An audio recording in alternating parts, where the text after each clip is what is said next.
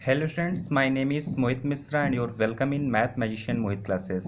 My dear students, आज के इस वीडियो में class 10 chemistry acid base and salt second chapter के एमसीक्यू क्वेश्चन डिस्कस करेंगे। तो पहला क्वेश्चन है यहाँ पे, which of the following is an alkali. तो आपको पता है एल्केलाई क्या होते हैं। एल्केलाई एक ऐसे बेसेस होते हैं जो वाटर में डिजॉल्व हो जाते हैं। What are alkali? तो alkali are such bases which dissolve in water. तो यहाँ पे कौन सा ऑप्शन करेक्ट होगा? Water soluble base. ऐसे बेसेस जो वाटर में डिजॉल्व हो जाते हैं, that are alkali. Second question है, lime water turns milky due to the formation of. तो लाइम वाटर मिल्की हो जाता है क्योंकि कैल्शियम कार्बोनेट बन जाता है। लाइम वाटर CaOH का होल ट्वाइस। लाइम वाटर का फार्मूला क्या होता है? CaOH का होल ट्वाइस। जब इसमें CO2 गैस इसके थ्रू पास कराते हैं तो बनता है कैल्शियम कार्बोनेट CaCO3 और H2O। इस कैल्शियम कार्बोनेट की वजह से lime water turns milky.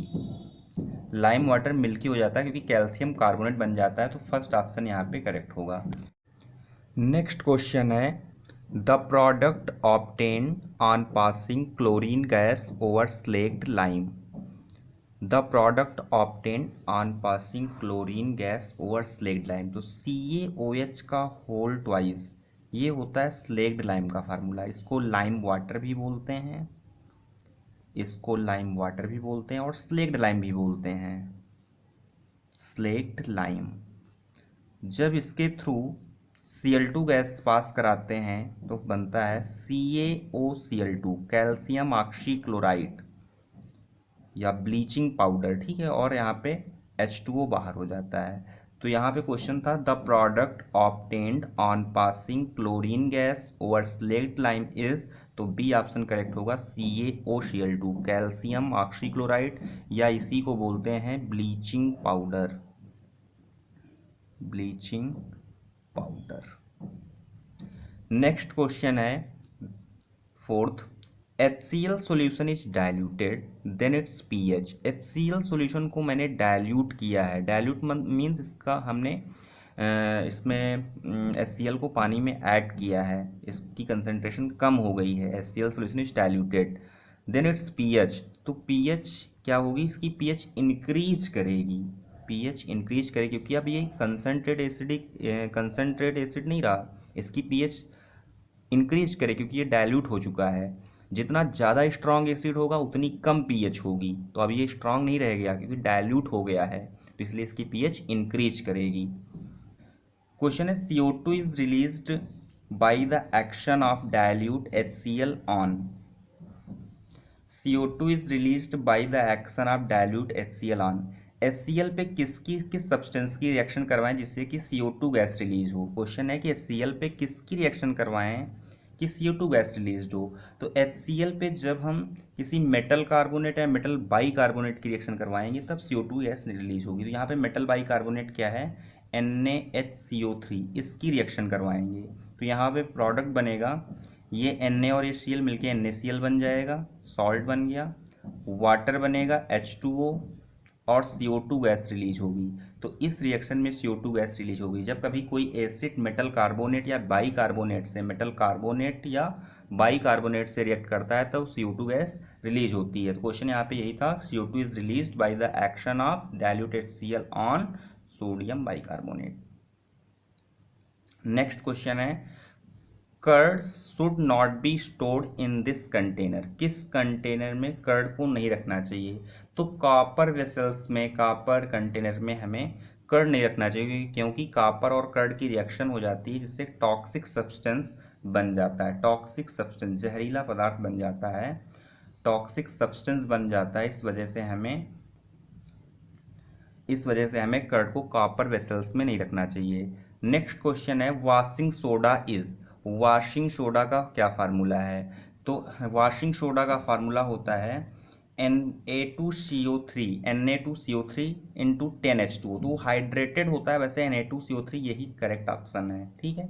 Washing soda Na2CO3, sodium carbonate into 10H2O, ये हाइड्रेटेड सोडियम कार्बोनेट है। अगर सोडियम कार्बोनेट भी लिखा है तब भी वॉशिंग सोडा का ही फार्मूला है।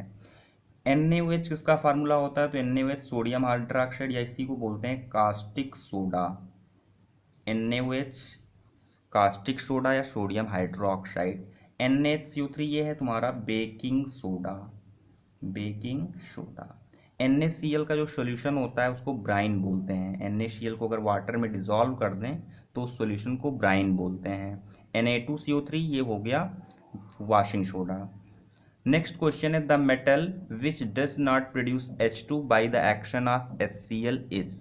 HCl गैस से HCl पे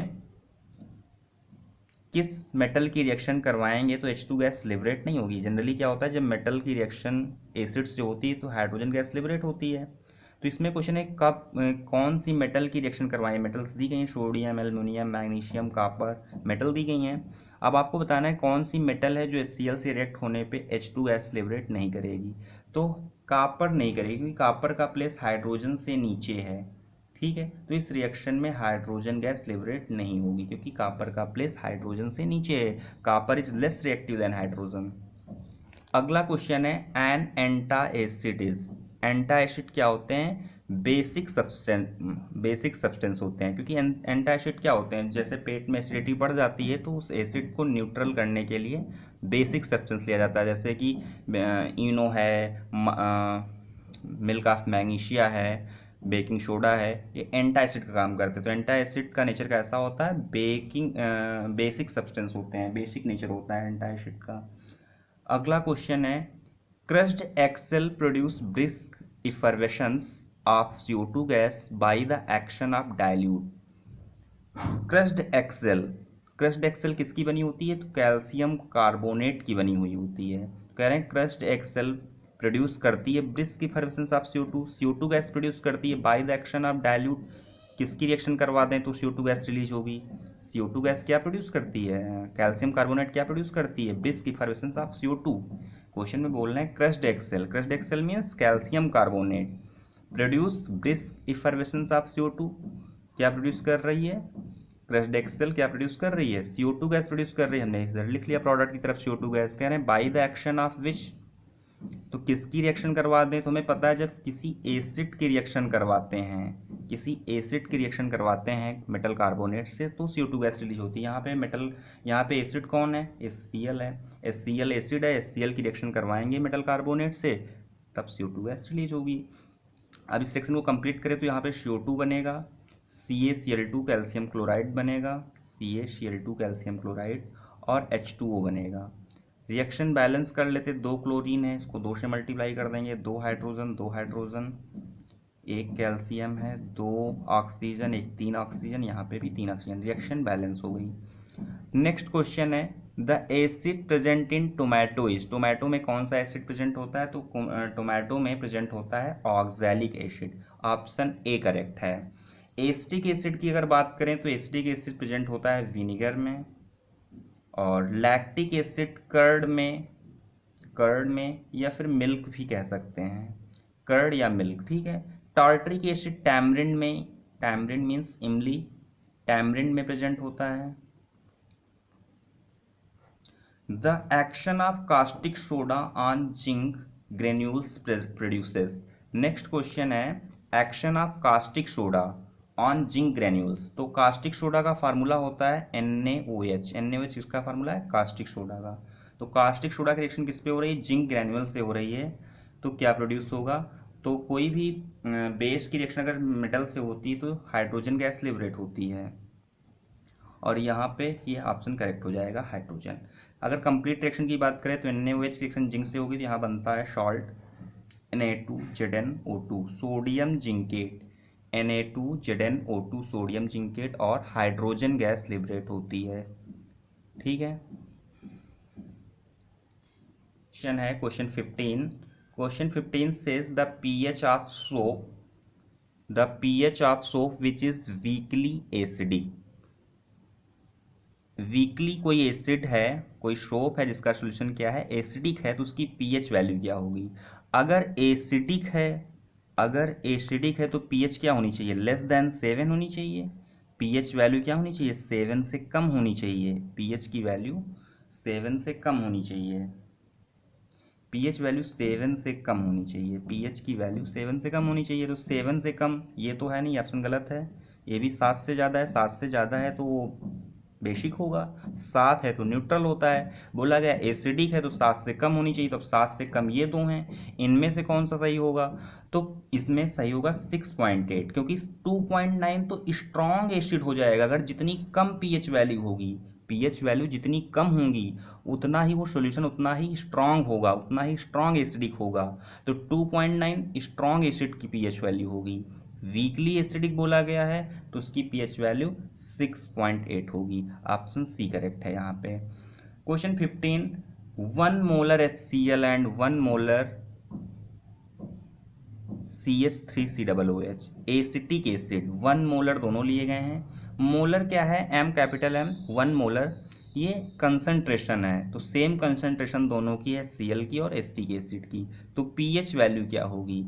तो अभी हम बता रहे हैं जो वीक एसिड होगा, जो वीक एसिड होगा उसकी पीएच वैल्यू ज़्यादा होगी, उसकी पीएच वैल्यू ज़्यादा होगी, उसकी पीएच वैल्यू ज़्यादा होगी। और जो स्ट्रॉन्ग एसिड होगा, जो स्ट्रॉन्ग एसिड होगा उसकी पीएच वैल्यू कम होगी। वीक एसिड और स्ट्रॉन्ग एसिड दिए गए हैं तो वीक एसिड की पीएच वैल्यू ज़्यादा होगी और स्ट्रॉन्ग एसिड की पीएच वैल्यू कम होगी। अब इसमें बोल रहे हैं HCl की पीएच वैल्यू ज़्यादा होगी, पीएच ऑफ HCl ग्रेटर। तो HCl स्ट्रॉन्ग है तो इसकी पीएच कम होनी चाहिए, तो कम किस में है? इस ऑप्शन में करेक्ट है, बी ऑप्शन में। CH3COOH वीक एसिड है, इसकी पीएच ग्रेटर है और HCl की पीएच कम है। तो HCl की पीएच कम होनी चाहिए क्योंकि HCl स्ट्रॉन्ग एसिड है, तो आपका ऑप्शन बी करेक्ट हो जाएगा। तो ये क्वेश्चंस थे acid base and salt second chapter chemistry से।